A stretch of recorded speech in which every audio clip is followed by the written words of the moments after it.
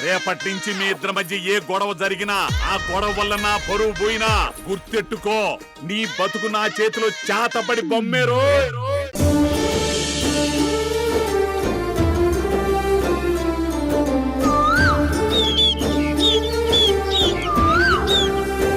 ఇప్పుడు మీరు తినకపోతే ఇంట్లో ఎవరూ తినరు. నేనైతే పచ్చి మంచినీళ్ళు కూడా ముట్టుకోను. మీరేంటి చూస్తున్నారు? అత్తయ్య తిరిగి ఇంట్లో అడుగు పెట్టేసరికి ఈ ఇల్లు ఆనందంతో వెలిగిపోవాలి. అది చూసి అత్తయ్య గర్వపడాలి.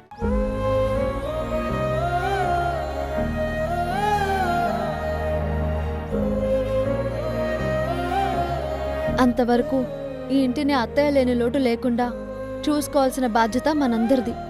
మీ అమ్మ దీవెన అనుకుని చెరో ముద్ద తిందురుగాని రండి. నిన్ను చూస్తుంటే రాణమ్మే మాకు ధైర్యం చెప్పి బుజ్జగిస్తున్నట్టుందమ్మా.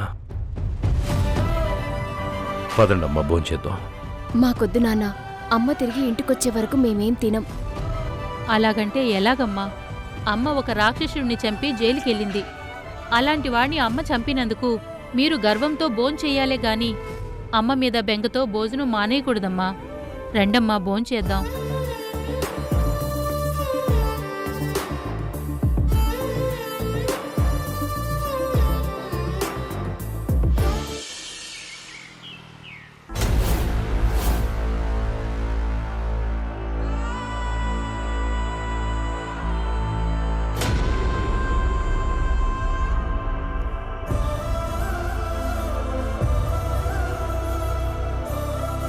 సంతకం పెట్టు.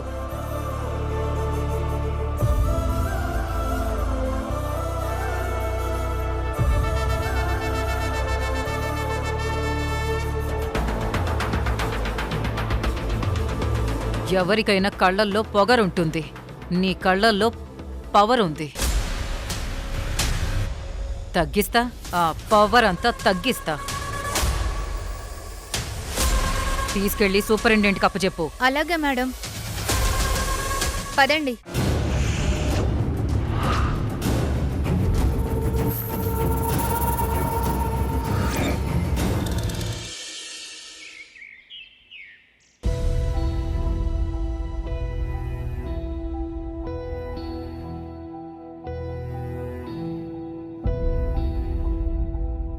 ప్రియా, పంకజం వడ్డిస్తుంది కదా, నువ్వు కూడా మాతో పాటు కూర్చో.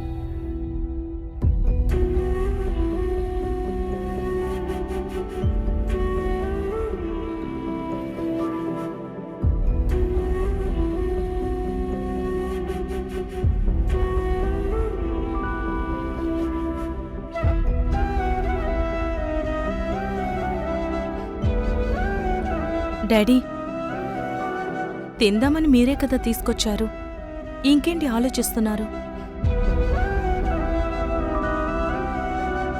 మేం తినకపోయినా పర్లేదు, మీరిలా బాధపడ్డా మేం చూడలేం నాన్నా. సరే, తినండి. మీరు తినిపిస్తేనే తింటాను నేను.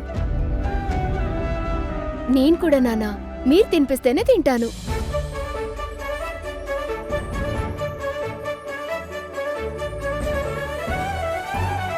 నాన్న, నాకు కూడా తినిపించండి నాన్న.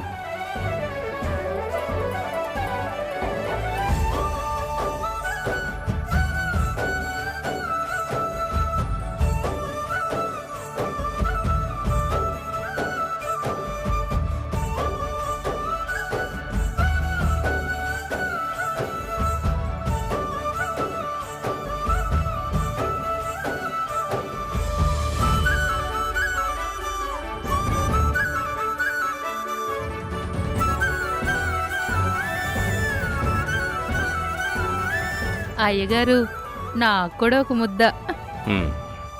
నీకు చిన్న ముద్ద సరిపోదు గాని ఉండు చెప్తా.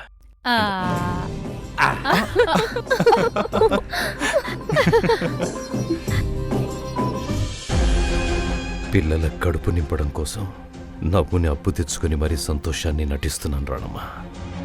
నిజానికి నువ్వు లేని ఈ ఇంట్లో సంతోషం అనేది వెలిగి ఆరిపోయిన దీపం లాంటిది. నేను కలిపిన గోరు ముద్దల్లో నా ప్రేమైతే ఉంది, కానీ నీ చేతి ముద్దలో ఉండే ఆ అమృతాన్ని ఎక్కడి నుంచి తీసుకురాగలను నేను?